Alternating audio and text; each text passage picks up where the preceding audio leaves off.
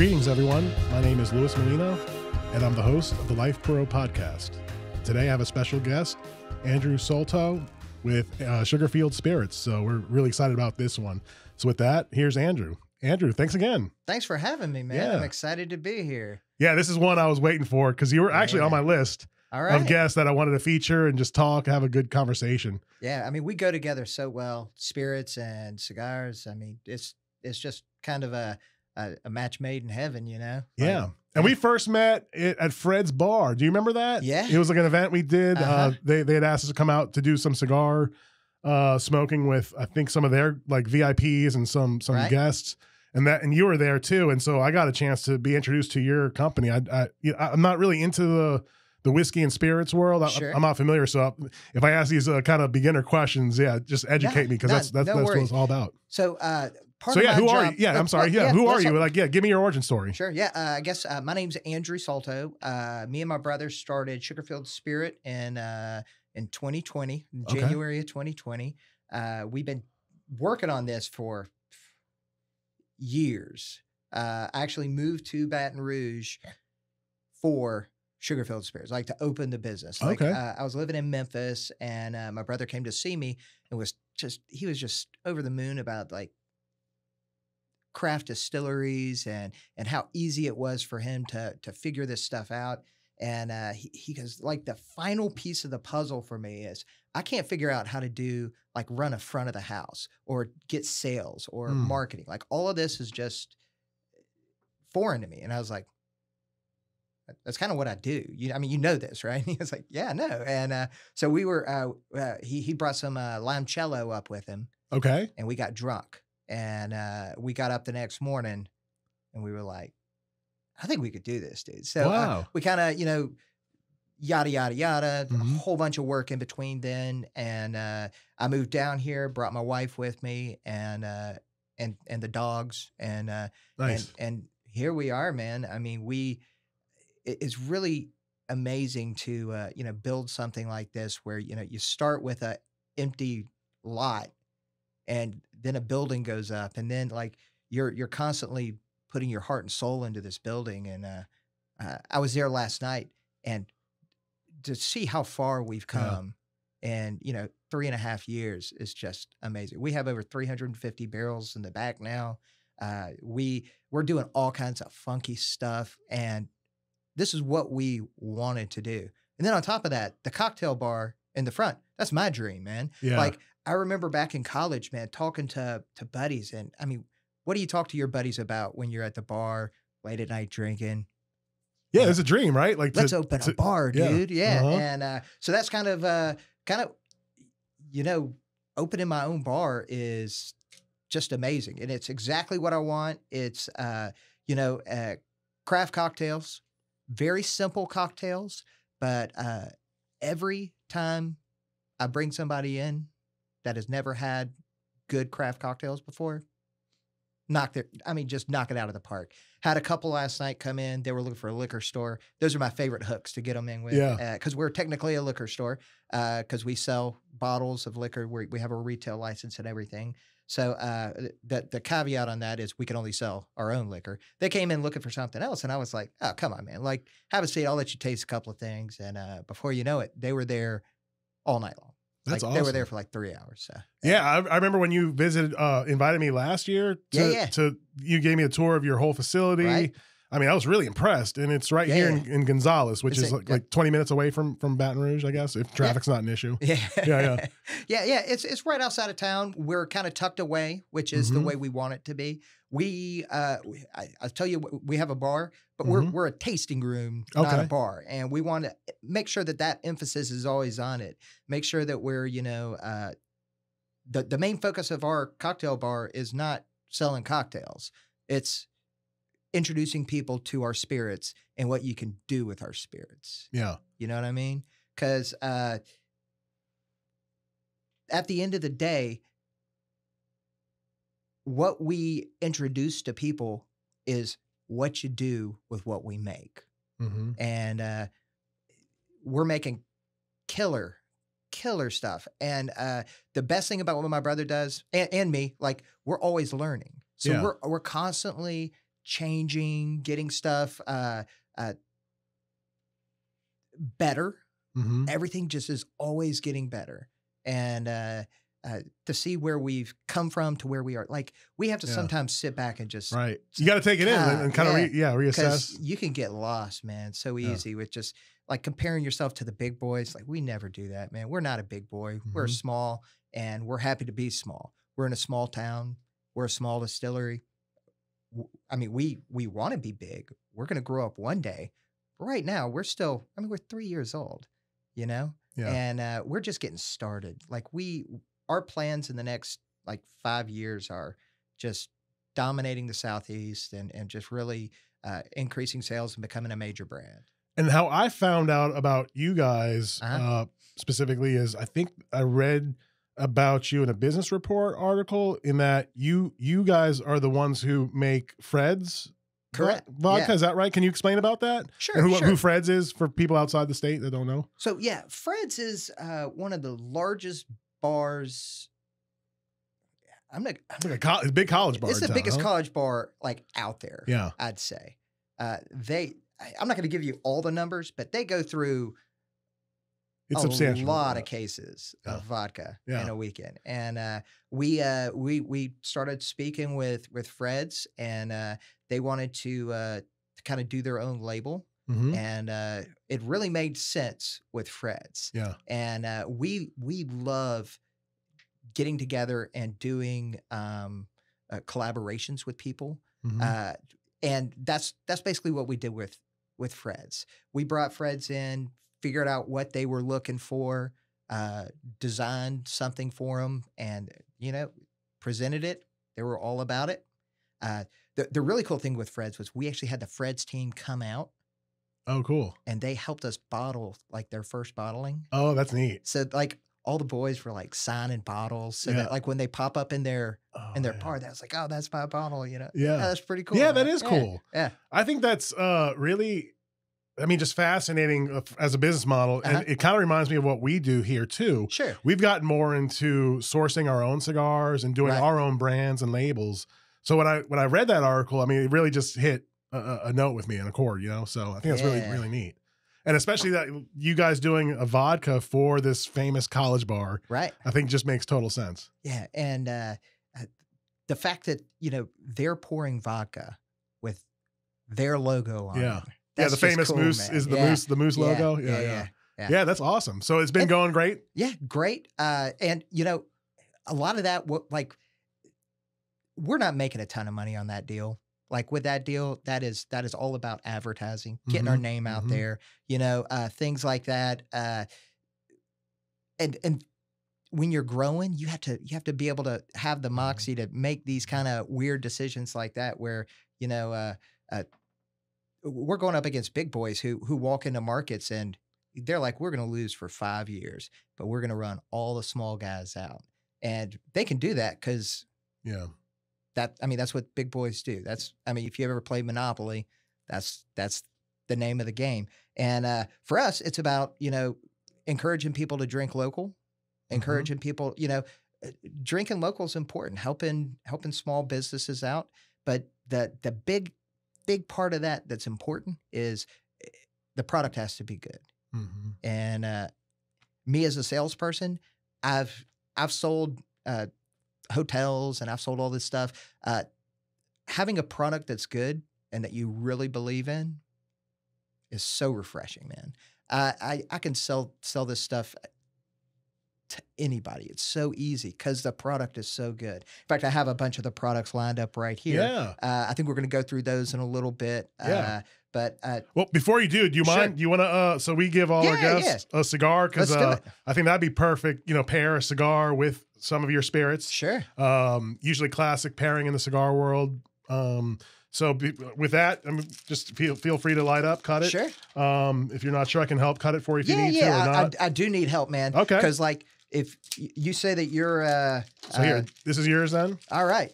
So we'll give you that one that's cut. And so for people in the audience, what we're lighting today, I felt that the Padron Damaso would be a great pairing. It's it's actually a mild cigar. Padron is one of these well-known cigar brands. legendary family. They usually place in the top 3 every year in Cigar Aficionado's top 25 list. So they're definitely like a cigar connoisseur's brand. But this particular blend doesn't really fall in their typical wheelhouse. This is actually, they were trying to go for a more mild market. Yeah. So think of like Davidoff White Label, Ashton Classic, Monte Cristo White. These are all high-end, very high-quality cigars, but that are made for a mild strength cigar smoker. Sure. So with that said, you can feel free to light up with this. What I usually tend to do is just kind of toast the bottom of the foot, maybe get a good char, and then just puff at your leisure. So... Oh yeah, that smells good. Yeah, no, it's very mild. I think this will pretty much hold up with all these drinks that you have here. This in particular is the number 17, which is a Churchill format. It's about 7 inches. I think it's a 52 or 54 ring gauge. I chose a longer format just because I think we're going to be going through a little bit of these, and I think it'll hold up pretty well. Yeah. So. With that, why don't you give me a little rundown of what you brought here for us?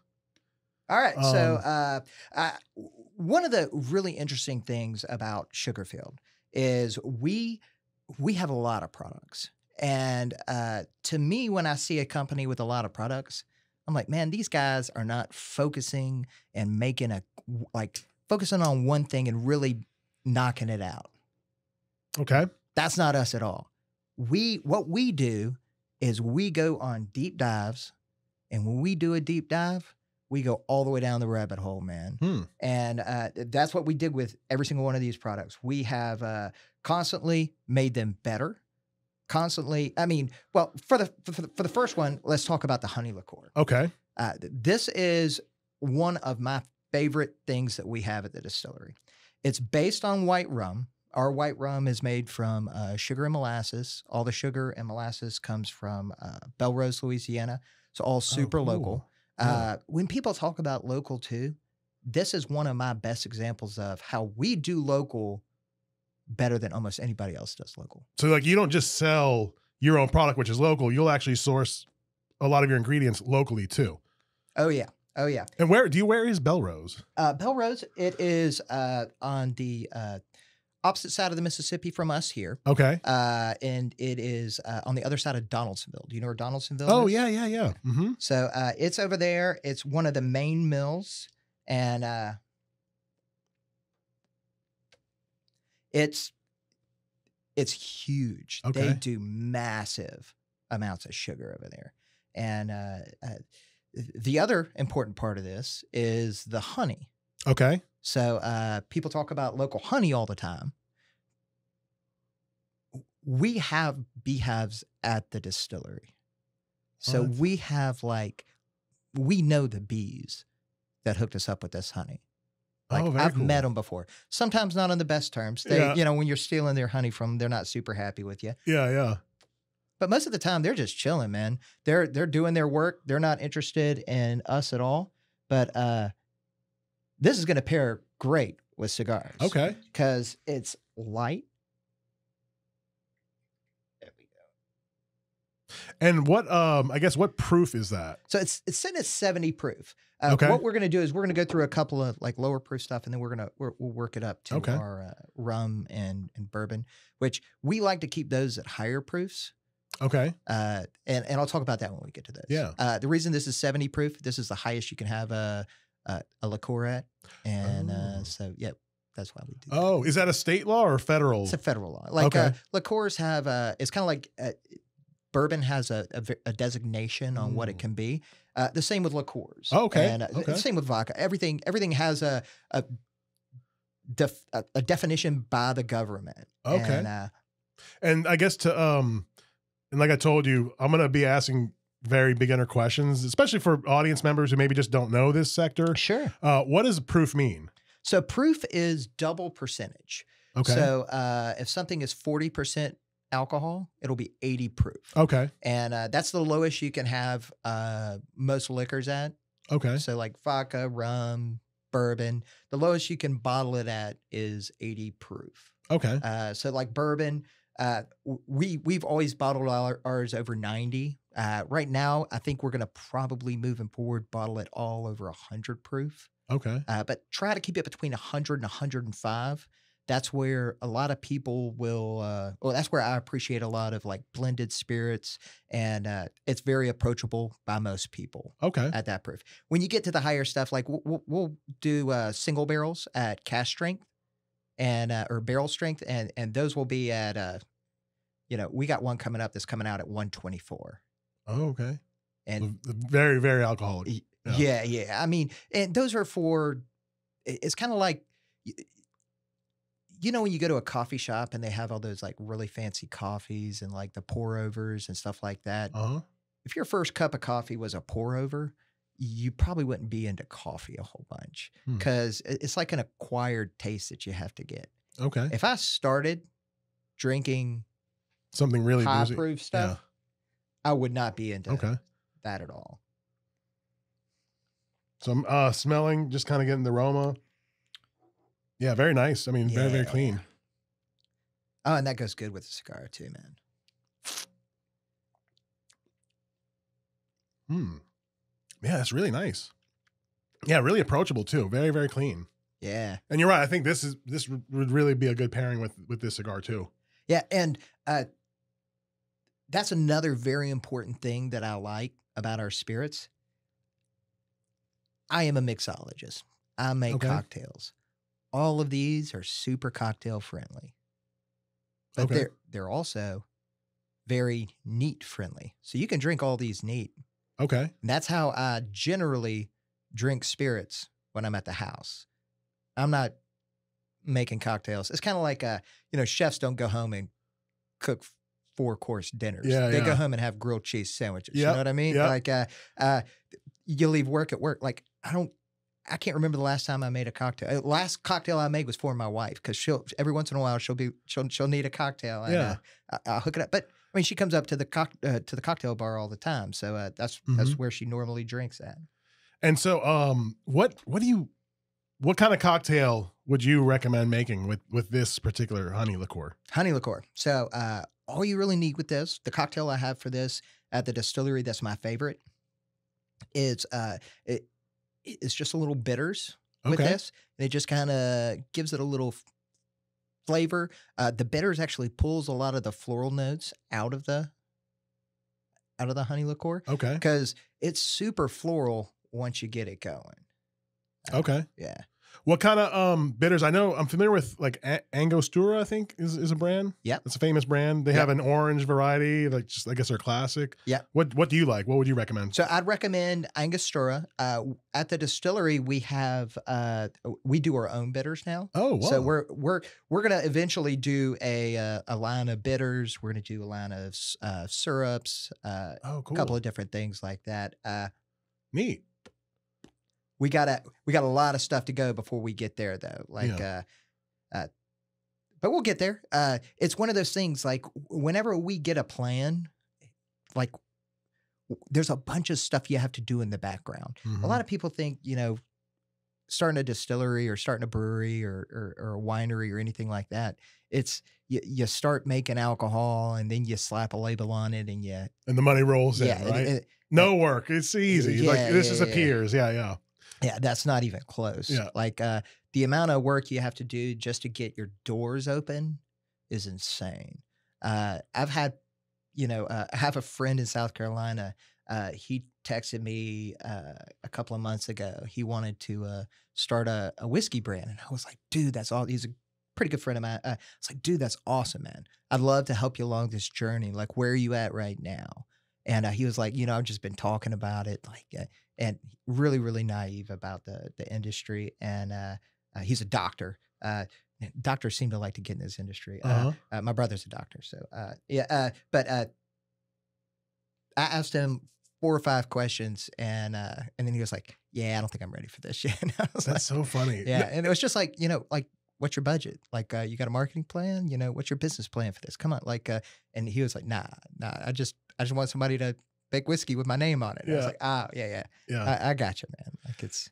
No, I say that's funny because I'll get questions from our customers kind of asking the same thing. Like they they love cigars, and a lot of them, wonder like, oh, I'd like to get into this. Like, what does it take? And, I'll tell them straight up, like, are you willing to work maybe 60 to 70 hours, lose sleep?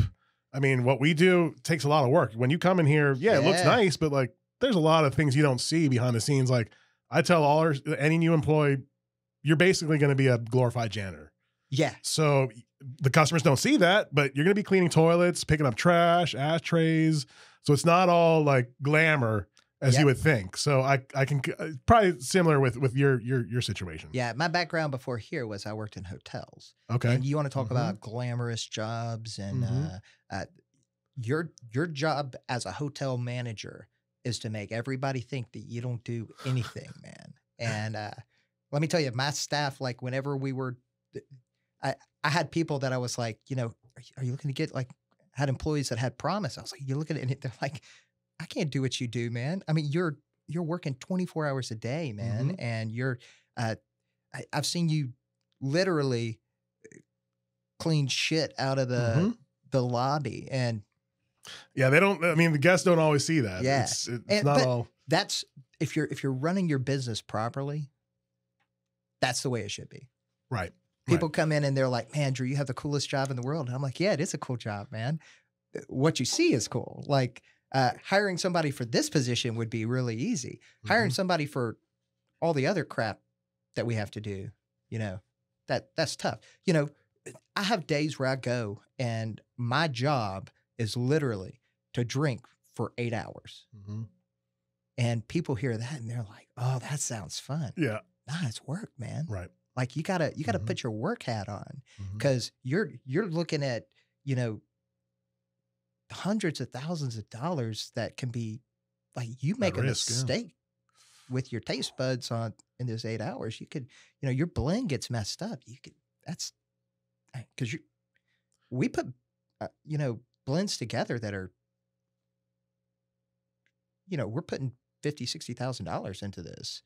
Like per line, like a new line? Yeah. Yeah. Just wow. barrels and, that stuff is very expensive. Yeah. And like the equipment that we have at the distillery is, it's not paid for yet. Like we have a lot of capital wrapped up in that building and it'll be years and years before that gets paid off. Yeah. And you just got to one day at a time, man. I mean, is it fun?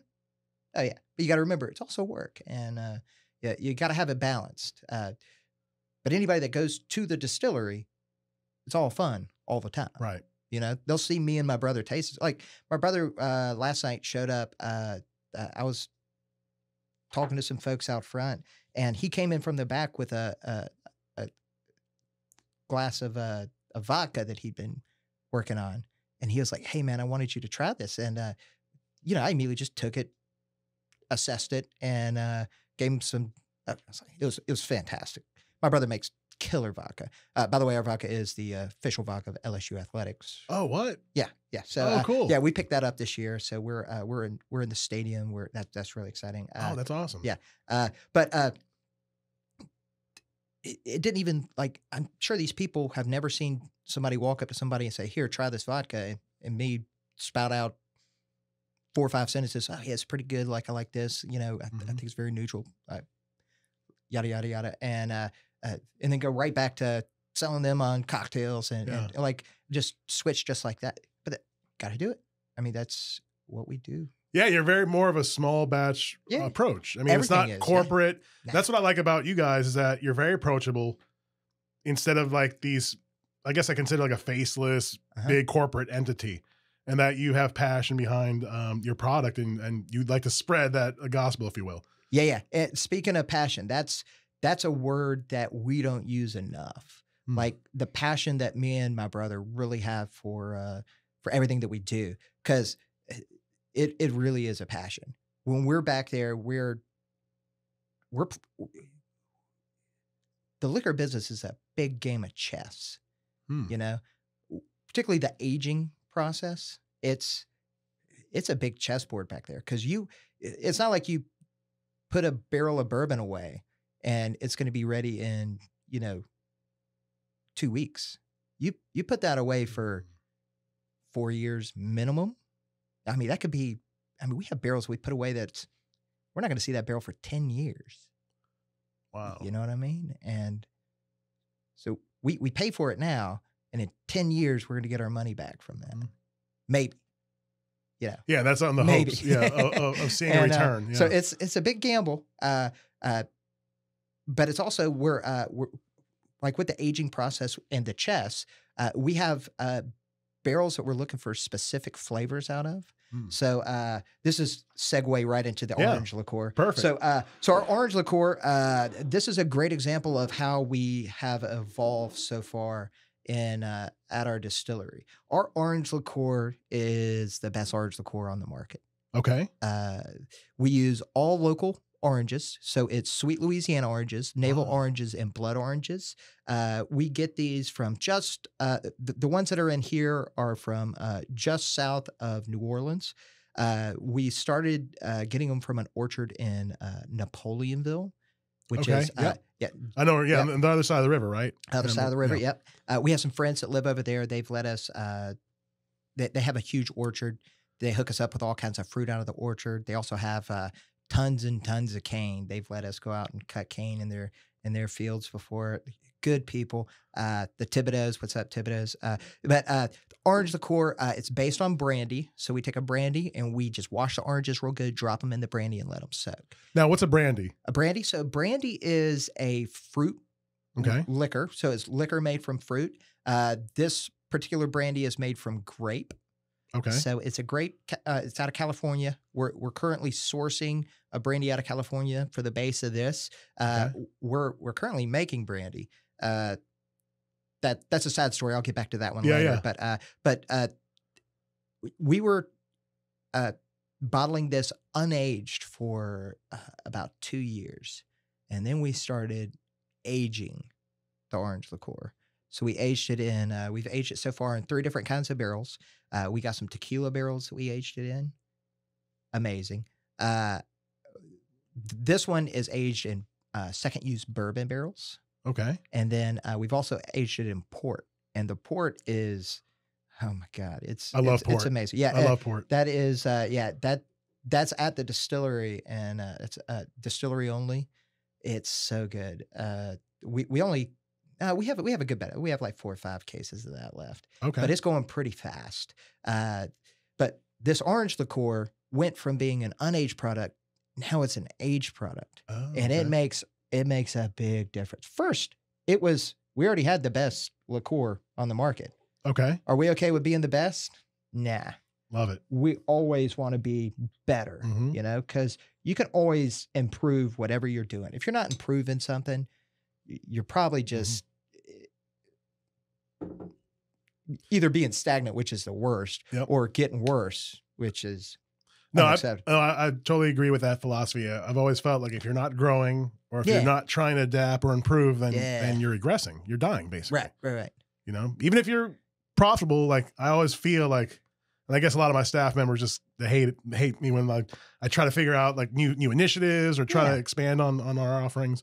So no, I love that philosophy and outlook. So this product now is aged. Yeah. Whereas before you weren't aging it. And even just that difference, you see a difference in the final taste in the product. Huge. Okay. So let's give a little sniff. Oh man, that's a nice citrus aroma. Oh yeah.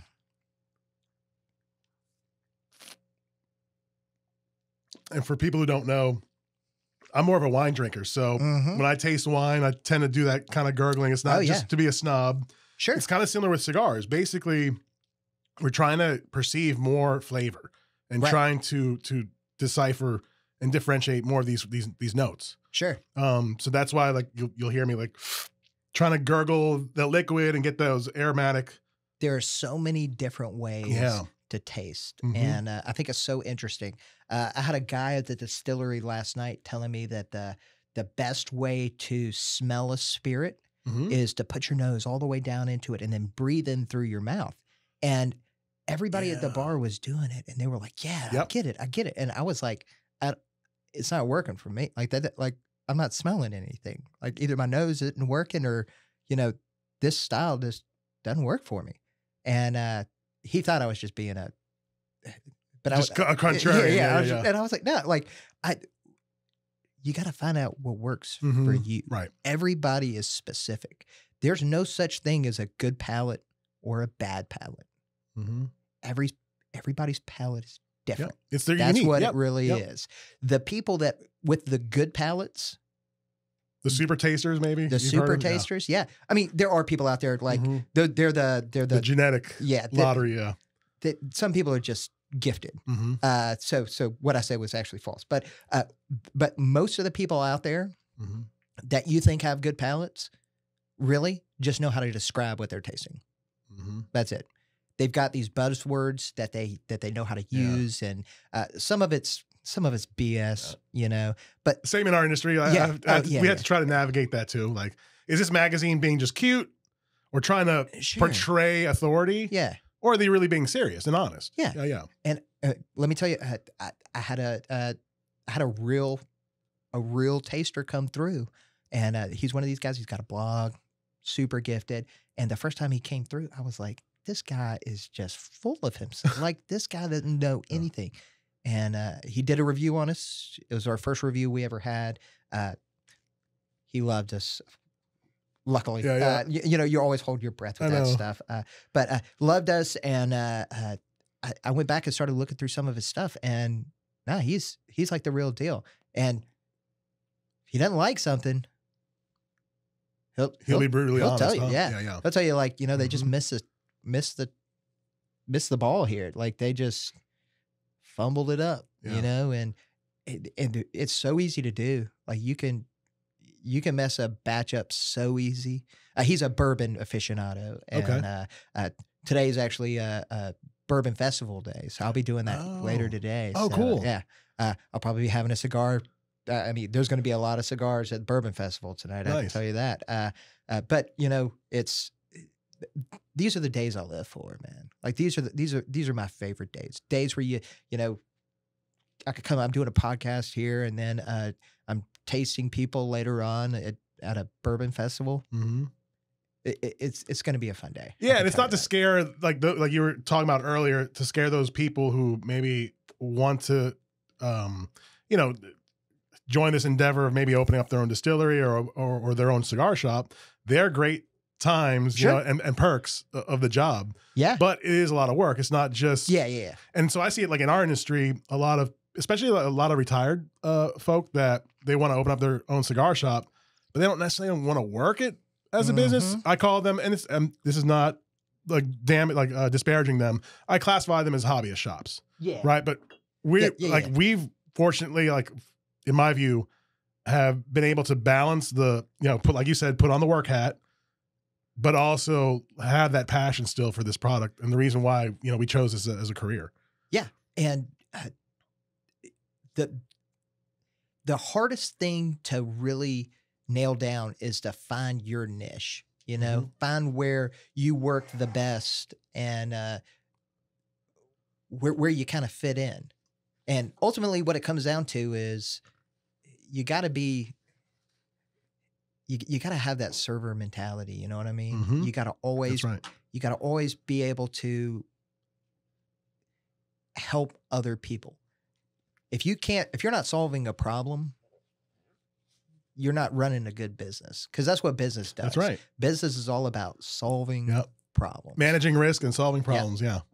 And I hear all the time, like, people talking about other distilleries, even local distilleries, like, oh yeah, Drew, I'm sorry, you know, I was over at this other distillery, you know, blah blah blah, and I'm like, you're drinking local, man. That's a win. Like, we get the same thing. Like, we have customers that feel like embarrassed, like, I'm sorry, I cheated on you. I went to the other shop. I'm like, well, good. I mean, you're supporting the industry. Like, that's fine. Like, there's plenty of room for everyone. You know? Absolutely. Yeah. And the more the merrier. And quite frankly,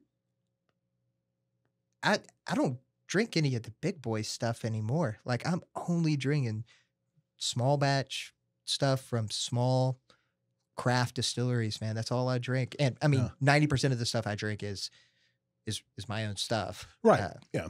I mean, but I still have to have access. Yeah. I have to go do market research, you know, this is hard work. I mean, I'm sure you do the same thing. I mean, you got to go try other people's stuff. And Yeah, and also I love researching our industry, like other retailers in this country who I would say are better operators than us. And I admire those guys. Absolutely. You know, and I try to like learn, like figure out, okay, I like what he's doing here. We'll try to incorporate those techniques too. So no, I think it's awesome. Definitely good outlook. Yeah. I mean, there's the old adage, you never want to be the smartest person in the room. You always want to be the dumbest person in the room. Cause that means you're learning.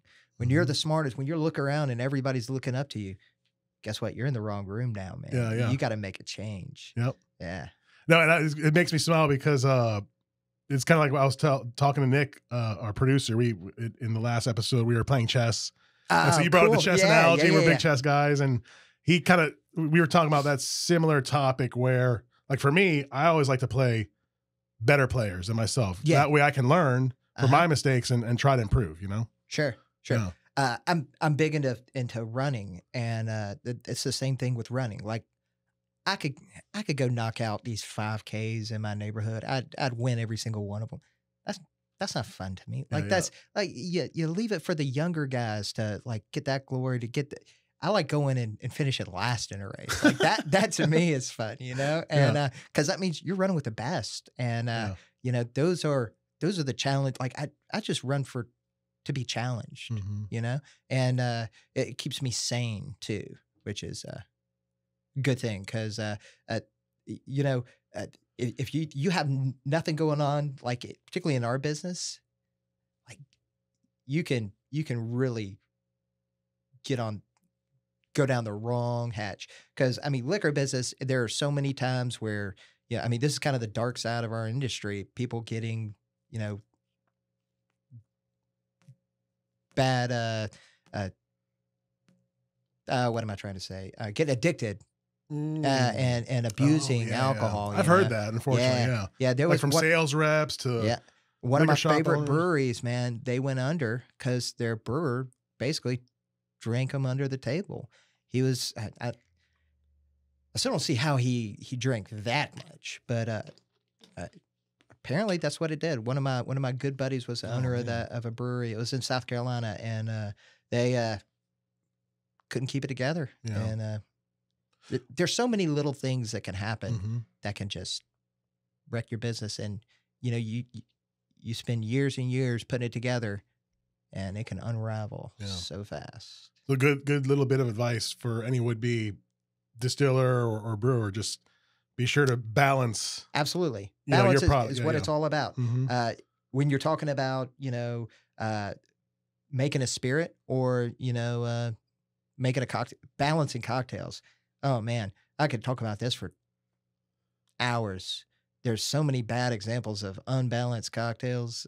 I see it all the time. Too sweet stuff, and that's how that's how I hook the people at the distillery, man, at our cocktail bar. People that have never had a real daiquiri before. A real what's a real daiquiri? Real daiquiri is enlighten me. Yeah, rum, lime juice, simple syrup. Oh, that's it. That's it. Rum, lime juice, and simple syrup. Yeah. Okay. It was invented in Cuba. Okay. There's a little town called Daiquiri in Cuba, and that's where it was invented. It was invented by a British naval officer. He was having a party and he ran out of gin, and the locals had this spirit that they used called rum. I don't think it was called rum at the time, but it was they were making it from molasses. Okay. And the other two things they had a big abundance of in Cuba was sugar and limes. So he combined all those together, and one of the admirals that was coming through at the party took it to DC to a club there, and they started making those there, and that's where the daiquiri kind of popped off at. And I was talking to somebody just the other day about the margarita, and I was like, they were like, yeah, that's very simple. Yeah. Yeah. It's like, margarita would have never come around if the daiquiri hadn't been invented. The daiquiri is the mother cocktail to the margarita. Oh, okay. Yeah. So what happened was, somebody took the daiquiri recipe and they added a little orange curacao or orange liqueur to it. And they were making it with vodka. So it was a vodka. It was called a daisy. That's a very classic cocktail. Daisy is vodka, lemon juice, lime juice, simple syrup, and an orange liqueur or dry curacao. Okay. And a lady named Margarita substituted tequila for the vodka, and now that's the most popular cocktail in the world. Yeah, I love margaritas. It's probably my favorite cocktail. Good margaritas are. I mean, it's going to be the #1 selling cocktail for forever. Like I don't ever see that cocktail. Well, mainly because there's one whole ethnic food that you eat. Right. Yeah. Whenever you eat that, you have to have a margarita. You got to have a margarita with that. And that just industry wise just rules it. And on top of that, it's a great cocktail. Yeah. And it's easy to do right and easy to riff off of too. So there's so many different things you can do with a margarita. Yeah.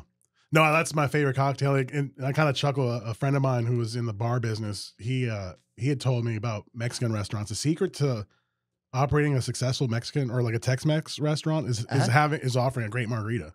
If you can do that, your food doesn't have to be as good. That's right. So, I mean, all of this pairing stuff, like you have a good like base for it.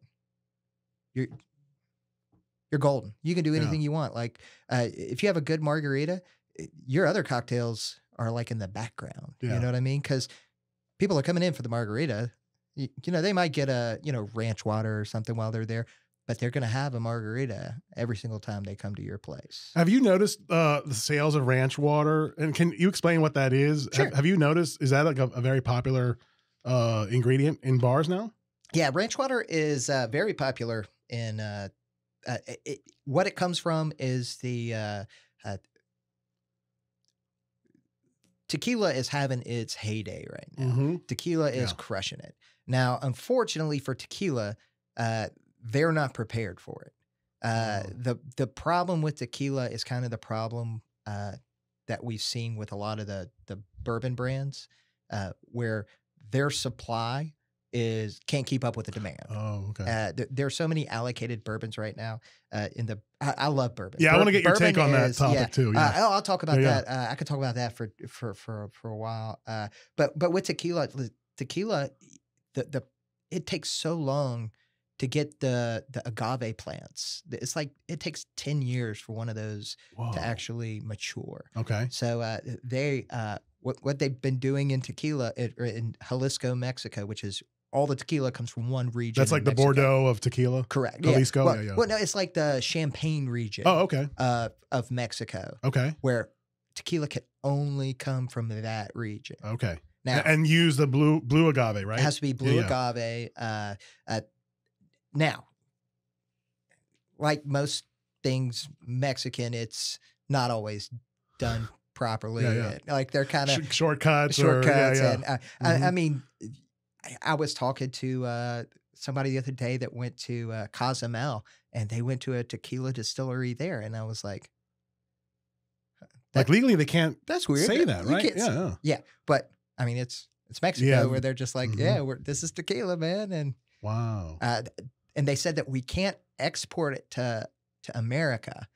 And I think that's where they'd run into the real trouble. I mean, because here we regulate that and have definable laws on that. Well, it's also, we have a trade agreement with Mexico where, like that's where all these laws come in. Like the reason we call, sparkling wine and not champagne over here is because we have an agreement with France that we don't use champagne. You don't use bourbon. I see. Deal? And they're like, deal. If you've been paying attention, there was just something in Russia where Russia, about a month or two ago, said, we're not honoring the champagne deal anymore. And they were letting wineries in Russia make champagne and call it champagne. And label it champagne. And champagne the champagne houses were having a fit about that. And they were like, we're not going to export anymore to Russia. But then, of course, dollar signs started happening, and of course, if they can make so France capitulated to that. Oh, if there's a dollar to be made, the dollar will be made at the end of the day. But no, France would never let that happen. Yeah, they would.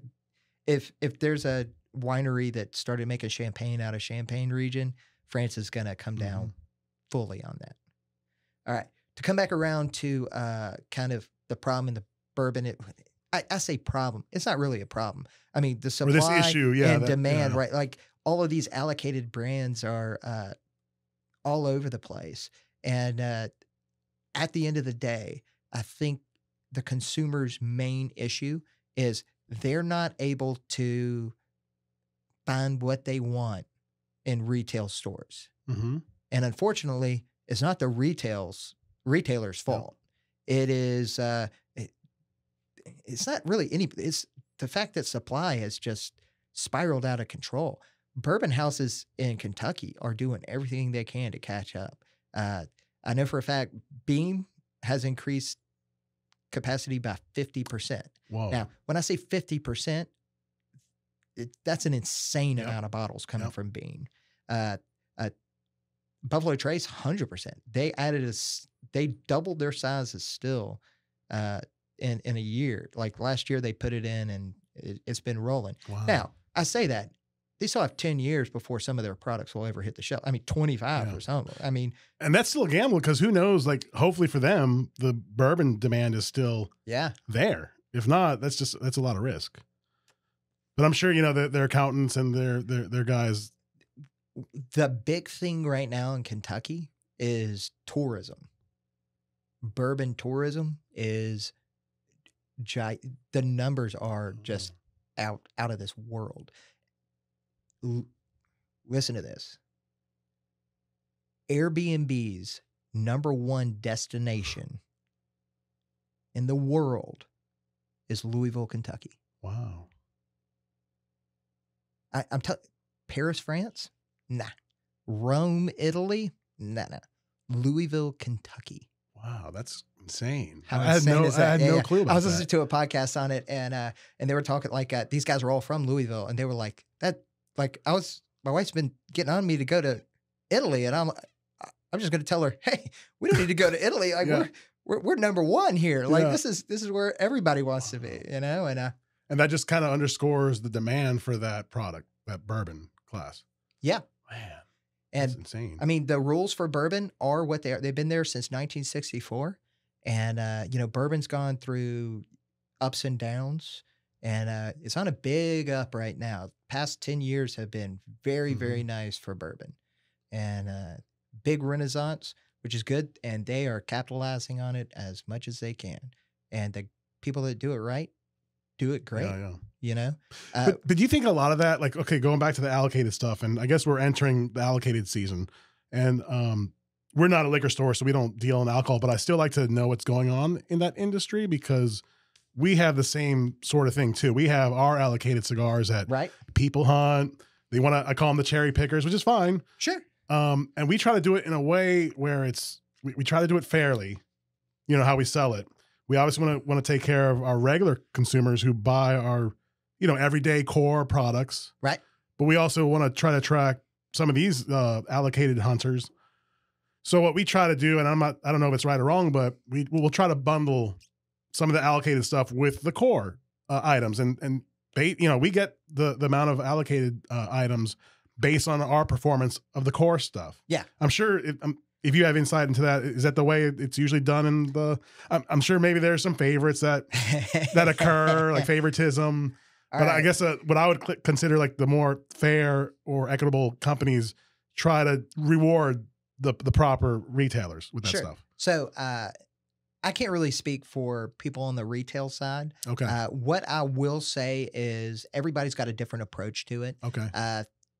I mean, some of them are doing the bundle things. Yeah. Some I know one that they donate 100% of their allocation and they sell it at retail, which I think like is MSRP. Yeah. Wow. But they'll do like a raffle system on it where they're raising money for something. Okay. I like that approach. I think that approach is pretty cool. You're helping out. Mm-hmm. You're selling everything, so everybody wins. Right.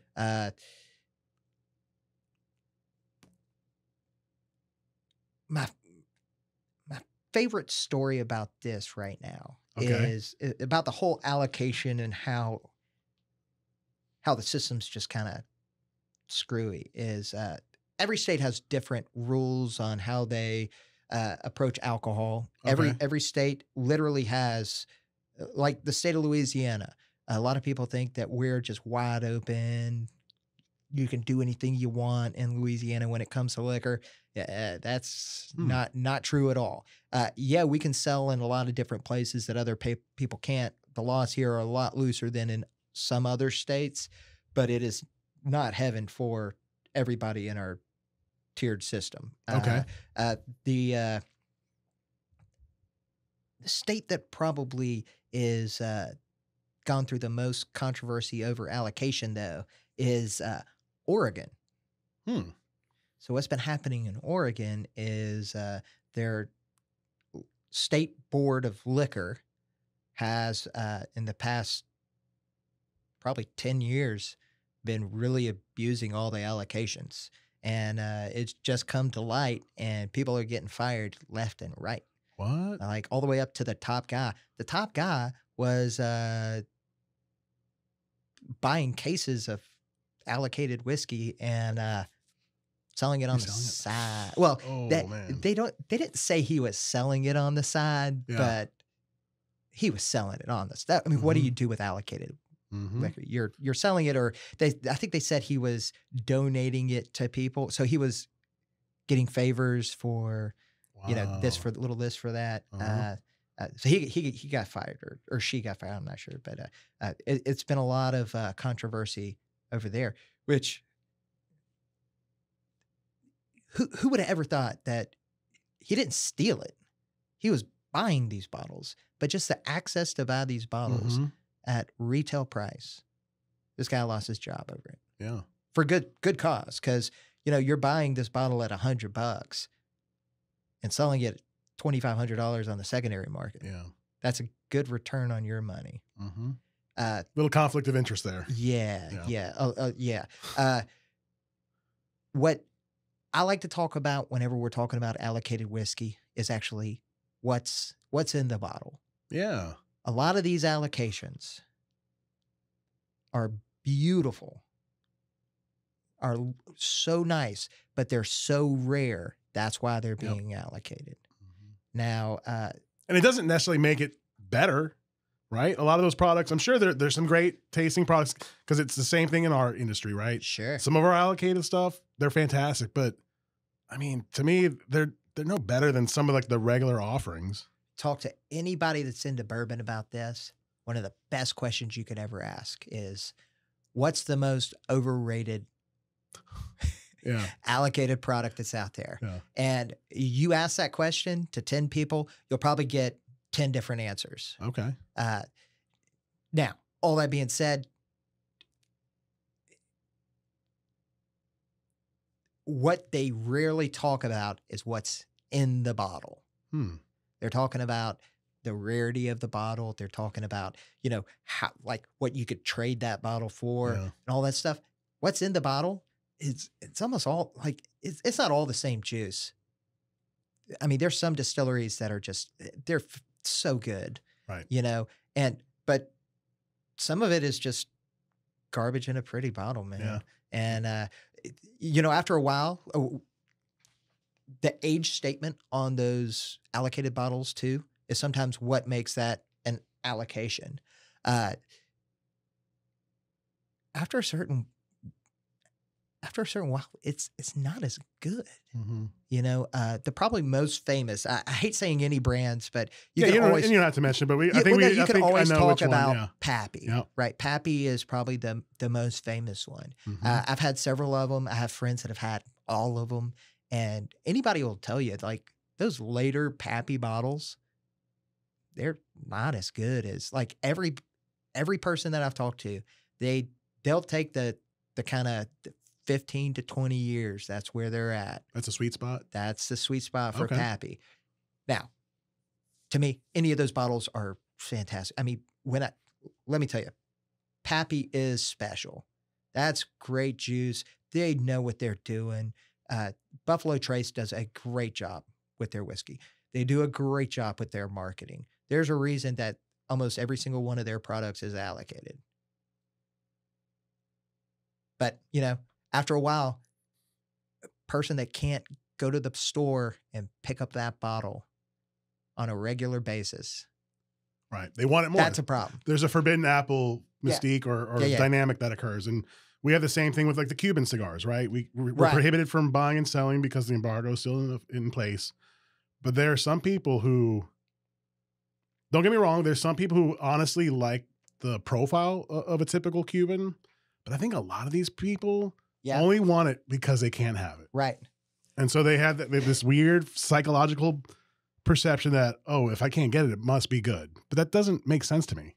So when you're talking about Cuban cigars, one of the great things I like to talk about is Cuban rum. Ooh, okay. Do you know the story of Cuban rum? Well, I know. All right, the family. Oh, hold on. The Bacardi family, or it's pronounced Bacardi in Spanish. Right. They were the ones who were making, I think, the Havana Club, correct? Didn't they own Havana Club? Yes, they do. And then because of the revolution, the state took over their distilleries, and they decided to move to Puerto Rico, correct? That is correct. Okay. And I've had Havana Club, or Havana Club, and it's good, but I mean, which honestly, Havana Club did you have? I don't remember. It was probably one of their more Did you core. Did you get it here, or were you? It was in the international markets in Spain. Okay. Yeah. Okay, cool. So the international Havana Club is actually made in Cuba. Okay. The Havana Club you get here in America. Yeah, there is one here, huh? Yeah. Okay. Is it from the Bacardi family? It is. Okay. I know there's like Puerto a weird Rico. trademark issue, and we have the same thing that occurs in the cigar sector. Yeah, isn't that crazy? So, but explain, give me the insight on the Bacardi or the rum. Yeah, well, you basically have it. So Tito Bacardi, he was living in Cuba. Revolution happens. He picks up, moves to Puerto Rico, starts what we know as Bacardi rum in Puerto Rico. Yeah. And they, I've actually met his grandson before. Okay. I was doing a tour of our distillery, and he was a cameraman. And after I did the whole tour and he was like packing up, he happened to drop that his grandfather was Tito Bacardi and blah, blah. And I was like, do you know how embarrassing this is? Like, I was showing you a 650-gallon still, like bragging, like this is our still. Like I'm proud of that still, you know? The Bacardi, like they have so much access to everything. Like a lot of people think that Bacardi is really not putting out good liquor from Puerto Rico. It's kind of laughed upon in our industry. Number one selling rum in the world. Like respect Bacardi. They're making fantastic rum. Yeah. We don't get a lot of it here. Like they're doing the same thing we're doing on a much larger scale. And Bacardi rum is good rum. There's a reason they're the number one rum in the world. Is it as good as Sugarfield Spirits? In my opinion, absolutely not. Yeah. Like we put a lot. We're able to, I guess it's the difference between having something handmade and something made by a big machine. Yeah, that's the difference. Yeah. So, but yeah, no, they're still fighting about it to this day. The bat is the Bacardi bat. That's their little trademark thing. Yeah. So we have the same thing that goes on in our industry. Yeah. And it goes back and forth. So like, I'll give you an example. Let's have a little coffee. While we're doing that. Yeah. So the brand Punch cigars. Right. Originally developed in Cuba. The revolution occurs. I think it was the Villazon family that they were at least the owners of the trademark at the time of the revolution. They ended up in Honduras. Right. And they were still selling in America, and they trademarked that brand in America, but I guess they didn't trademark it internationally. So in the international market, the punches you normally find are the Cuban version. So it has nothing to do with the original family. So I guess it's kind of similar with the Havana Club. Yep. And so I guess there's been a fight with that. But there's a reverse example. The brand Cohiba was actually one of the first, I think the first post-revolution Havana cigar. But this American company had the foresight to trademark that brand in the U.S. So I guess if the embargo was ever lifted, you probably couldn't see the Cuban Cohiba being sold or marketed in the U.S. But internationally, that same company that trademarked the Cohiba brand in the U.S., they sell that non-Cuban Cohiba as a different brand. I forget what they call it. I don't know if they call it Spectre. Yeah. So it's kind of interesting. Like, that's done with a lot of brands. Budweiser's another great example of this. Because there's Budweiser's a city in Czechoslovakia. And there is a beer whenever you go to Europe, you'll never see Budweiser on anything. Okay. But you'll see Bud and Bud Light. That's their way to get around that. Okay. I want to say it's Czechvar. Have you ever heard of Czechvar beer before? It's a lovely Czech Pilsner. It's really nice, but it I don't know. Is that town Budweis? Yeah. Where it originated? Yeah. In Czechoslovakia. Yeah, I forgot about that. Yeah. Wow. But yeah, similar issues in both the cigar sector and the alcohol industry. It's interesting to see like kind of origin stories of, spirits and cigars, and it's cool. Yeah. So on to the next sampling. What do we So this is our coffee liqueur. Our coffee liqueur, whenever you hear me describe anything, you'll always hear me talk about like what it's made from. So the coffee liqueur is it's made from real coffee. Okay. We work with Rev Coffee. They're a coffee roaster out of Lafayette, and they have a place right down the street from us here too. They've opened up in the past couple of years, but they do a specific roasting of beans for us. It's a Brazilian Java roast of beans, and we cold brew it at the distillery and combine it with our white rum. Okay. And what I love about it is real coffee flavor, great in cocktails, great neat. Pour it over some ice cream. I mean, it's just that's a beautiful. Good idea. And it's bold enough. Like with cigars, it works great because coffee and cigars. Coffee and cigars is match made in heaven. Yeah. So this is the coffee. Is that a dark roast or medium roast or light roast? They dark roast it. Okay. They barely dark roast anything. They dark roast this for us. And okay. Yeah.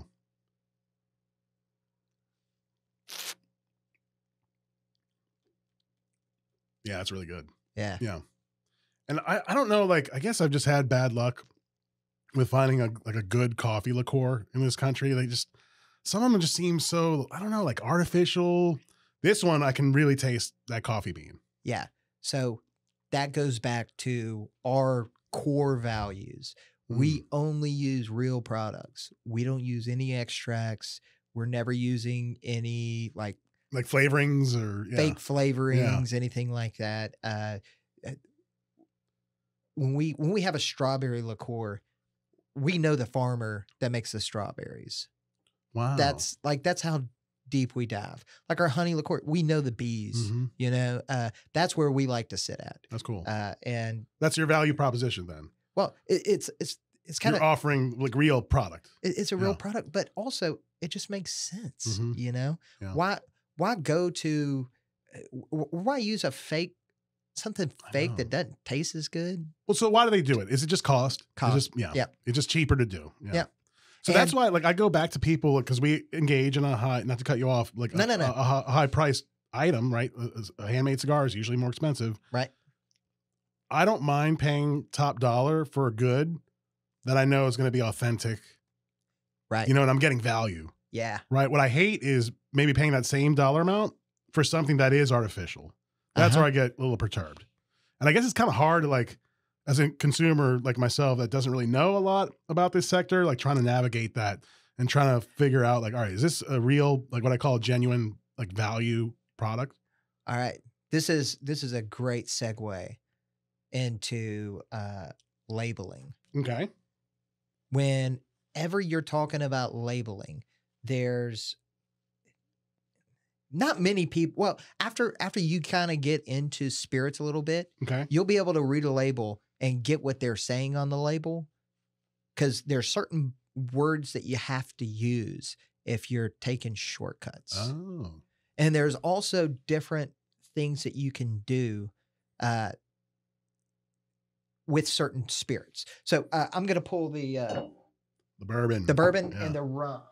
Is the bourbon your number one seller in your portfolio? Number one SKU, yeah. Okay. Yeah. Here in Louisiana, bourbon, and right now in today's market, bourbon is number one. Fast getting caught up with our vodka. Okay. Ever since we became official vodka of LSU athletics. Nice. Nice. When you're looking at labels, an important thing to always look at whenever you're looking at a bourbon label is what it says right here. Okay. If it says, see how it says straight bourbon on it?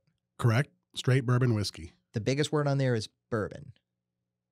That means a lot of things on this label. The straight part means it's aged for at least 2 years. Okay. The bourbon part, it's probably 10 different rules. But there's nothing added, no flavoring added to this, no coloring added to this, nothing like that. Now, when you're looking at a rum label, and this is the big difference right now between rum and bourbon. I think it's a real issue with rum. The rules for bourbon are, they're vast. It has to go into a new barrel. The barrel has to be made from American white oak, has to be charred in the middle. It has to, come off the still at under 160 proof, has to go into the bottle under 125 proof, made in America. Okay. On and on. So it doesn't have to be made in Kentucky. No, correct. Like a lot of people think. That's one of the big myths of bourbon. It just has to be made in America. Okay. If it had to be made in Kentucky, the fact that we were putting bourbon out would be kind of yeah. like you can't, be a little can't do that. Yeah. Mm-hmm. But rum, the definition of rum is a spirit made from sugarcane or sugarcane derivatives. So it could be made from sugarcane or sugar and molasses. Oh, okay. So what's that product called? I think it's from Brazil. Cachaça. Is it cachaça? Yeah. What is that? That is it's kind of like champagne. Okay. It could only be made in Brazil. Oh. And cachaça is also, it's made from cane juice. Okay. And it uses a Brazilian yeast in it. Okay. There's a distillery here in Baton Rouge that used to make, they don't make it anymore, but they made a Brazilian rum that was fantastic. It was kind of like cachaça, but they couldn't legally call it. They couldn't call it that. Yeah. So we have some cane juice rum that we have at the distillery. We don't call it cachaça. We also don't call it agricole. Agricole is the French term for making that kind of rum. Oh, okay. It already has a classification in Europe. It does not have a classification in America, though. Oh. The classification in Europe says it has to come from a French province or a French island. Okay. Or there's one other place it can come from. It can come from Madeira as well. So, all that being said, that's how you call it agricole. And have you ever seen rum spelled RHUM? Yeah. What's that about? Yeah. That is also agricole style rum. Okay. Whenever from the you juice. It's made from the juice rather than sugar and molasses. Yeah. So what you do with cane is cane is a grass, you crush it and then you cook it. And when you cook it, it'll crystallize. Those crystals are sugar. Whenever you take the sugar off, what's left is molasses. Oh, okay. And then you boil that again, get more sugar off of it, boil it again. I was just doing a podcast from another distiller, and he was talking about how I probably shouldn't even say this, but how terrible the molasses is here in Louisiana, and how much better it is in other places. Why is that? It's because they're so efficient at making sugar. Their whole goal is to get as much sugar out of the cane juice as possible. And they've gotten better and better and better at it. And the technology has gotten better. And that means the molasses has less sugar in it, which makes it worse for distilleries to make molasses-based rum. So you're saying because the sugar industry in this state, their focus isn't on molasses as the output. Correct. It's more on the sugar. Yeah. Oh, okay. Okay.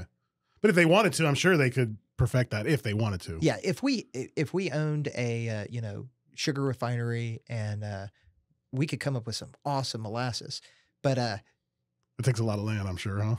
It takes a lot of capital, you know, and right. like And at the end of the day, if your goal is to make sugar, you do sugar, man. And no hate on that. There are so many different their ways. Focus. Yeah. Doesn't mean it's right or wrong. Yeah. And the fact that we can't make great molasses, the molasses we get here, it's called blackstrap molasses. That doesn't sound appetizing. Now it's actually like, I love it. Okay. Like everybody's palate is different again, right? Me and my brother get into this all the time. I love funky. I love funky rums. The funkier, the better. And my brother likes the clean stuff, which is good. Yeah. That is like, I mean, he'll make stuff and he'll let me try it. I'm like, oh my God, that's so good. And he goes, oh, I hate this. Yeah. And I'm like, that's just our different palates. And he'll know it sometimes, and he'll throw something at me, be like, "Taste this, dude." And I'm like, "Oh, that's real funky." Yeah, for your profile, you like that. Yeah, yeah. That's but cool. Also, those funky things coming off the still, you put that in a barrel, it makes awesome aged stuff. You don't want to put super clean stuff in barrels because there's these things called congeners. Congeners are what make these beautiful flavors in aged products. Oh, okay. There's no congeners. It's not a. You ever had barrel aged vodka before? I don't think so. No. Yeah. Yeah. Do you know why there's no barrel-aged vodka on any shelf here in Louisiana? No, why? I've had it before. It tastes like a barrel. Oh, okay. Barrels don't, because that's the only thing it's going to taste like wood. Yeah. And that's not a good flavor. And so a real dumb question, every distilled product always comes out clear, right? Correct. The reason why they may take on their color is maybe from the wood, those congeners. I never heard that term. Yeah. Yeah. Congeners are, yeah. So ethanol is what we're stripping out. That's what we're collecting that's what the purpose of this still is. Okay. Is to strip out ethanol. But with that ethanol, other things come with that. And like vodka, the purpose of vodka is to strip all the congeners out and to have a pure product. Okay. That's, like I've talked about definitions, like the definition of vodka is a spirit that comes off the still at over 190 proof. The higher you proof it up, the less congeners you're going to have in it. Okay. So the more pure it's going to be. Okay. That's why bourbon has to be under 160 proof coming off the still, because you want those congeners. Okay. In the spirit. Okay. Wow. And so like this one you've brought in, I see the label. It says 104 proof. Yep. How you said what's your minimum age? 3 years? 4 years. 4. Okay. So this in the barrel. This is aged between 4 and 6 years. Okay. And it's a 14 barrel blend. This is the mash bill for this. So mash bill, when we talk about mash bill, that is the recipe. Okay. And the mash bill for this is going to be 75 corn, 75. Okay. 21 rye, and 4% malt. Okay. So whenever you're talking about those different ingredients, what makes it bourbon is it has to be at least 51% corn. And corn is what gives it the sweetness. If you've ever tasted scotch, it tastes really, really rich. Yeah. That's like, it's malt. That's the malt in the scotch that gives it that richness. That's what the malt does. And then the rye gives it some spiciness. Oh, okay. Yeah. So in America, bourbon has to be at least 51% corn? Correct. Okay. Okay. But you could obviously yours is 75% in this one. Okay. Yep. Okay. Very cool. Well, I'm ready to let's dig into this one. And we always are going to try to have this around that 100 proof mark. Okay. Just because that's where we really think bourbon shines. And whenever we do a blend, we do several things when we're doing the blend. First off, we have to find the right barrels. And when you find those barrels, we talk about, when we're blending, we always talk about it being like a symphony. You know, you're putting your orchestra together.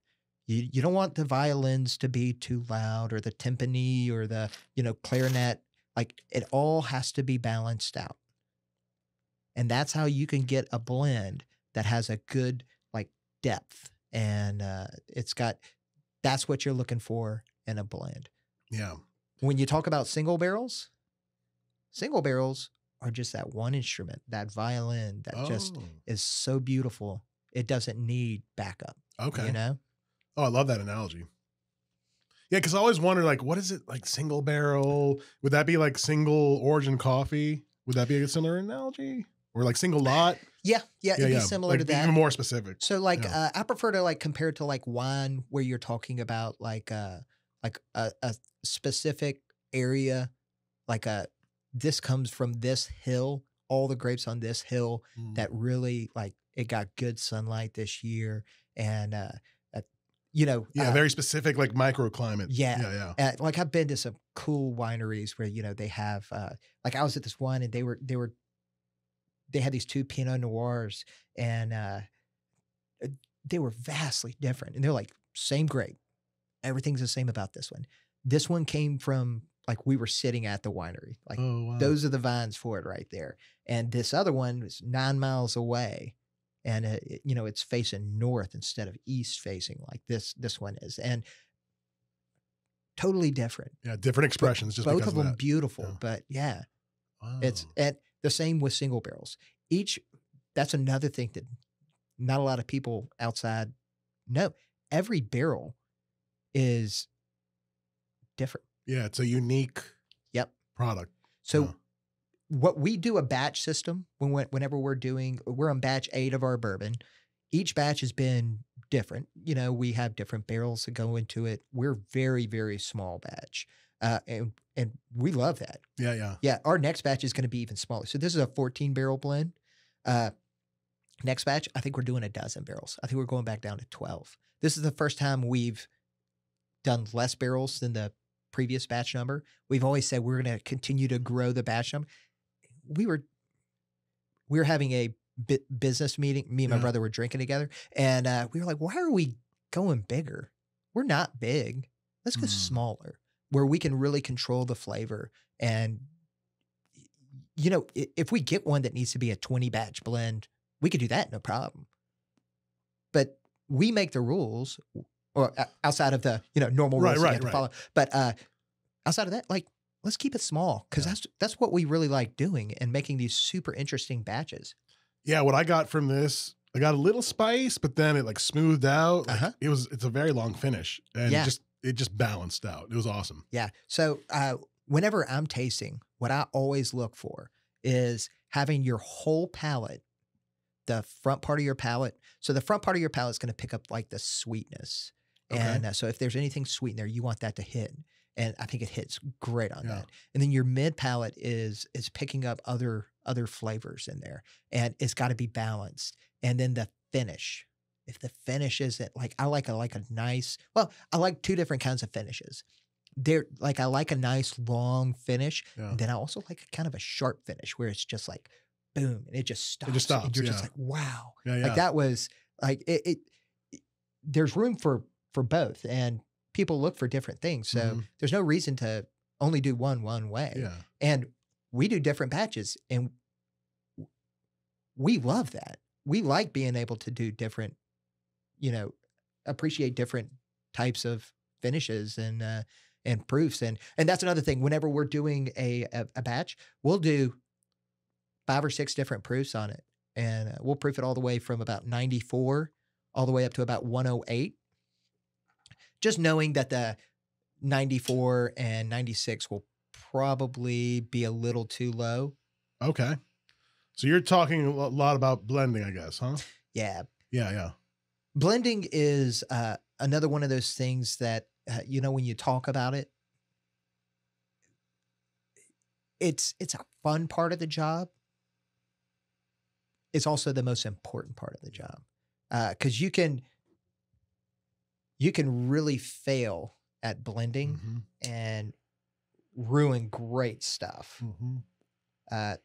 Yeah, we have to contend with the same thing as an industry too. Yeah. Yeah, the blenders in the cigar factories are the unsung heroes. I've always said. They know how, with what they have, how to make it work and create whatever their goal is in terms of flavor profile. Yeah. Jimmy Russell said 70% of the flavor in a spirit comes from the barrel. Jimmy Russell's the distiller at Wild Turkey. He's like legend. He's a legend. Yeah. Okay. He's basically saying, I'm responsible for 30% of the flavor. If you've ever tasted Wild Turkey always tastes the same, right? Yeah. which I think is a feat, right? Especially when you're producing that many bottles or yeah. Well, there's two ways you can kind of look at it. The reason Wild Turkey is able to do that is because they're blending so many barrels together. You're blending thousands of barrels together. And eventually everything's going to kind of revert to the mean, right? Okay. But there's also, they have these specialists. So Jimmy Russell's a master distiller. They're the master blenders. Those are the people that are sought after in our industry. Oh, and they are the unsung heroes. They are the ones that are doing the stuff in the back, the scientists, the people whose palate is that, 1% of 1% that can really, they know the barrel that needs to be added to this 1,000 batch blend that's going to make it taste like Jack Daniels. Yeah. And wow. How does one apply for that job? Like you obviously have to prove yourself, right? Well, I guess they have certain tests or. Yeah. Well, they've been in the industry for multiple decades. Okay. These master blenders are very, very special people, and they've been doing it. And honestly, a lot of them are female. Yeah, that's right. I've heard that. Yeah. That's because females have more taste receptors than men. I know my wife has much better taste than I do. She's the one that decorates everything. And if it was up to me, but when I met my wife, my living room furniture was a weightlifting bench. Yeah. So I thought that was cool. Yeah. And, I had a big screen TV, sofa, and weightlifting bench. That was my furniture, and that's, if you left interior design to a man, that's what it'd be. Yeah. And that's the same in our industry. There are a lot of females are very sought after in the cigar factory side of the business. Number one, for rolling, because they're more delicate with the leaf, right? So they can roll, be a little bit more, I guess, like I said, delicate with rolling the cigar. But number two, they're very sought after in the sorting department. So there's a stage in the cigar making process where they get all these leaves, and you're gonna have variation in colors. They can perceive or differentiate color a lot better than men can. Right. So I think that's very intriguing. Yeah, that makes sense, because when it comes to color, I think something's white, and my wife will be like, "That's not white, Drew. That's eggshell, or that's yeah." And I'm like, "Yeah, that's white, honey. Or that's blue, or that, I got blue, green, white, red, just burgundy, and yeah." So in your industry, a lot of these master blenders are female. Yeah. Okay. And I think diversity is so important in our industry for multiple reasons. One of the big things we always do is whenever we're doing blends, it's me and my brother do a lot of the hard work, the behind the scenes, finding the right barrels, the barrels that are, mature, the ones that are ready to go. And we'll get multiple blends together. And that's when our job kind of stops. Our job goes from tasting to listening. Okay. And we'll bring in multiple people that we know a lot about it. And we'll bring in, my wife always tastes it. My brother's wife, she's one of the distillers. She tastes everything. She has a big vote on what we do. But then outside of that, we have, tasting panels of friends and, people that are close to us that we bring in and let them taste through it, because we want them to give us the feedback. And the ones that we really trust are the ones that'll tell us, this ain't good. Yeah, they'll be brutally honest. And we have to have that. Yeah. Because if you don't have it, if they don't tell you, your customer. Yep. The market will tell you. It'll tell you. Yeah. Yeah. Yeah. And at that point, if it's a bad product, you might be out it's too a lot late. of money. Yeah. Yeah. And one batch can sink a distillery, man. Wow. Yeah. Well, no, that was very good. So, that's and what's your distribution like? So for people listening that want to try your product, they're available all over Louisiana? All over Louisiana. If we're not in your favorite liquor store, you can either let me know on the website or let your liquor store person know, and they can hook you up. We have a lot of different things, but everything I brought today should be available to anybody in Louisiana. Are you distributing outside the state right now? We are Or is that a goal? It's a goal. In the next Yeah. 3 years, we want to be in multiple states. One of the biggest values that we have is we want to own our backyard. We want to be in Louisiana first. Mhm. We think it's so silly for distilleries to, be in these awesome places in New York and San Francisco, and their local community doesn't even know they exist. Oh. To us, that's you're miss the forest for the trees. You know what I mean? I see. So we're trying to kind of grow more organically like that, Mhm. and I think that's the correct way to grow a distillery. But, Yeah, I never thought about that. But I guess maybe their line of thinking is if they can get approval or success in these like major markets, like say New York or Chicago, then it should filter out everywhere else. But it makes sense, your approach, if you don't have control or approval from your own market, odds are it's not going to work elsewhere. Yeah, and there's rationale for both. Okay. And I mean, who am I to tell another distillery Right. how to market their stuff? Right. Whatever. But we want to get the low hanging fruit. We want to make sure that we think it'd be a lot easier to have ambassadors from Louisiana Mhm. going up to New York and tasting stuff in New York and being like, dude, this coffee liqueur is garbage, man. You need to try Sugarfield. Yeah. And luckily, we have a jewel here in Louisiana called New Orleans that everybody in the world knows. Mhm. And New Orleans is known for several things, and one of them is cocktails and spirits. That's right. Yeah. Have you attended the Tales of the Cocktail? Yeah, I was there this year. Yeah. Okay. Tales is really cool. I just did an article for a spirits magazine a couple weeks. I did an interview with them a couple weeks ago about my experience at Tales this year. And Cool. Tales is a cool thing. For Yeah, those can of you who don't explain? know, Yeah, what is that? Tales of the Cocktail is a conference for international and national bartenders. All the bartenders in the world Oh. get together at this one conference. And the joke of the conference is most of the bartenders black out on the first day and come back into reality on the flight home. Yeah. But in reality, like, these guys are all pros, man. They're drinking a lot every day. So this is just they're in just another city drinking a lot. And it's the big guns come out for it. They have parties sponsored by everybody. And it's a big deal. And it brings in major bartenders. Yeah. Which is really cool. I got to meet some really cool people. And showcase Sugarfield. Yeah. Which, I mean, we're such a unique brand because we have so much stuff, Mhm.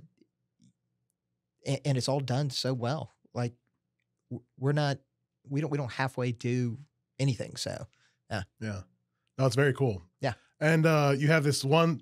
We didn't try this last one, the rum. I've been intrigued with this one too. This one This is such a classic spirit to pair with a cigar too, especially with more like the Caribbean kind of background. It's perfect with cigars.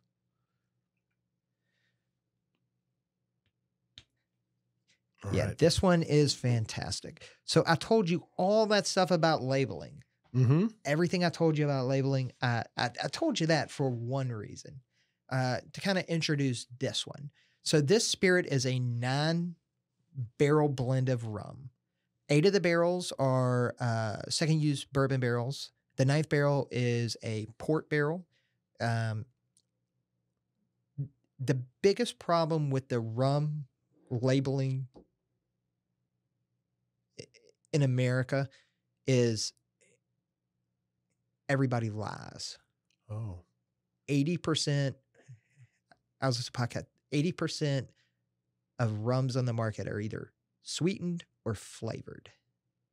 That's a major problem with rum. When you're looking at a rum label, when I read a rum label, I'm looking for these buzzwords that they use that, basically are lying to you. Okay. Sugarfield Spirits, we are completely transparent. We try to be transparent about everything that we do. With our rum, we treat this just like bourbon. The only thing we add to this is water to proof it down. We proof this down to 98.8 proof. We keep it at that nice high proof, just like our bourbon. Okay. But man, that's so different. This one was aged for 20 months, so just under 2 years. We're not going to put another aged rum out under 2 years.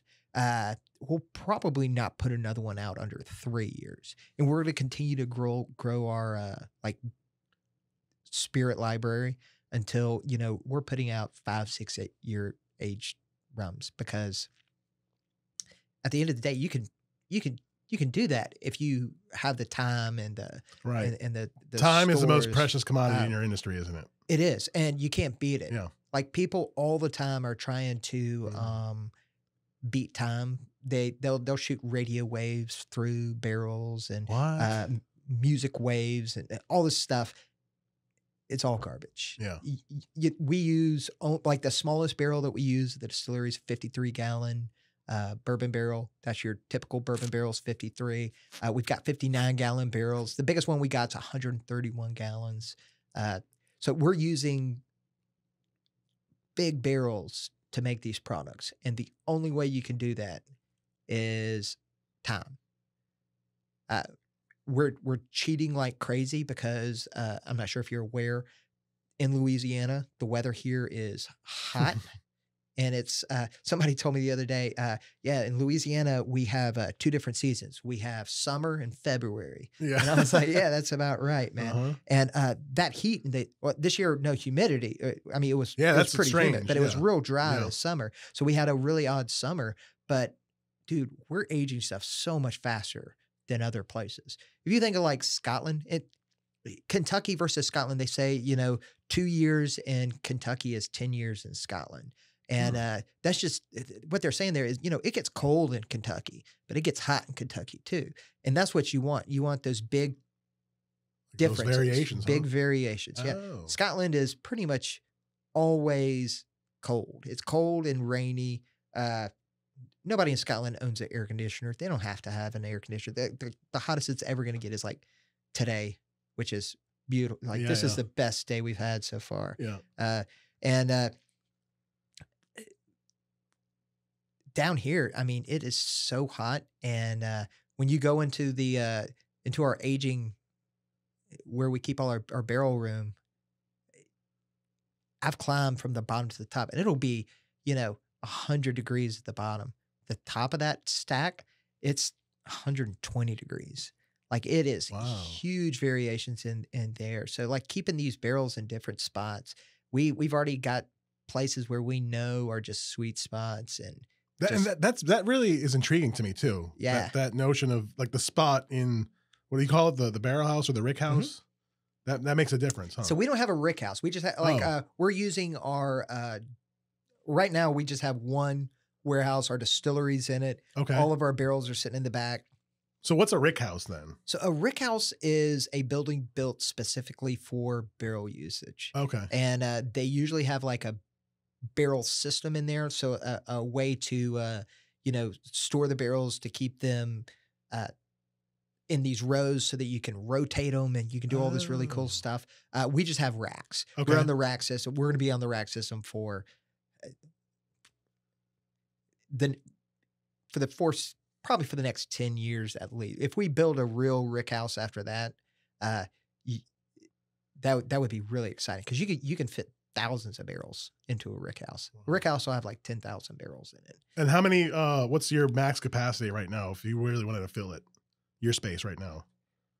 We are at max capacity. Okay. We could we just filled barrels again this week, and we're just putting them wherever we can find space right now. And we're just out of space. Mm-hmm. So our 2 biggest issues are time, space. Well, 3 issues: time, space, and then the overall one that affects everybody: money. Yeah. Capital. Mm-hmm. Well, no, all these products have been, I've been very impressed, and definitely will be a regular now. So awesome. Yeah. Anything else you want to impart to us before we sign off? No, man. Well, just check us out on all our social medias. Okay. We're on Instagram, Facebook. Check us out, sugarfieldspiritla.com. Or actually, it's just sugarfieldspirit.com. Okay. We also have, like, hadn't even got into the wine, cider, mead that we're doing. Yeah, we didn't even get into that. That's a whole nother. I'll bring you on for another. Let's do it again, man. Yeah, I'll bring Maybe we'll go on site too. Yeah, we could do that. That'd be great. Yeah. Yeah. So yeah, we'll definitely visit you in the future. Before you go, I have one final segment, if you would. Absolutely. It's called the Final Puff. It's a lightning round of questions. So the first one, Tabasco, Crystal, or other hot Tabasco. Sauce? Oh, okay. Yeah. Very good. Number 2, favorite travel destination. Ooh, that's a good one. So my favorite place to go is the mountains, man. Okay. I'm just always called to the mountains. One of my favorite places in the world is Asheville, North Carolina. Not the city of Asheville, like right outside the city. Okay. Where it's nice and peaceful still. Like there's nothing like being up in the mountains where it's nice and cool all the time. Yeah. Very cool. Number 3, if you could smoke a cigar or have a drink with anyone alive or deceased, who would that be? Ooh. That's a real good one. You know what I'd really like to do? Me and my brother both. Like if we could share a glass of our whiskey with our dad. Our dad passed away probably over 10 years now. Yeah. That would be awesome. Nice. Yeah. Very good. Number 4, your desert island spirit. Like normally I say desert island cigar, but I don't know if you smoke a lot. So I'll say your desert island alcohol or spirit is rum, man. Okay. Like if you're on a desert island, you want rum with you. That makes sense. Yeah. It's so diverse. You can do anything with rum. You can have rums that are almost vodka, all the way to rums that are almost bourbon. I mean, rum can be anything. Okay. Very good. And the last one, who would you like to see on this podcast? Whether it be a celebrity or other industry person, who would you like to hear? That's a good question. I think it'd be really cool to get some other distiller or get a distiller in here. Okay. Somebody to talk about like distillation. Because I talk about distillation a little bit. My brother's podcast is totally different. He has a podcast? No, he doesn't have a podcast. I'm sorry. Like, but when he's on a podcast, I see. It's totally different because he talks about stuff from a totally different more from the scientific approach. Yeah, he comes from, creation, how it's made. Okay. And so I always say whenever we taste something, I always go, what can I make with this spirit? And he always goes, what is this spirit made from and how's it made? Yeah. And so we just two completely different approaches to a simple thing like a spirit. Cool. Well, thank you very much for coming in today. Thanks for having me, Luis. Yeah, I really appreciate that. And everyone, look for Sugarfield Spirits in your local retailer. If not, request it. So until the next smoke, thanks for tuning in.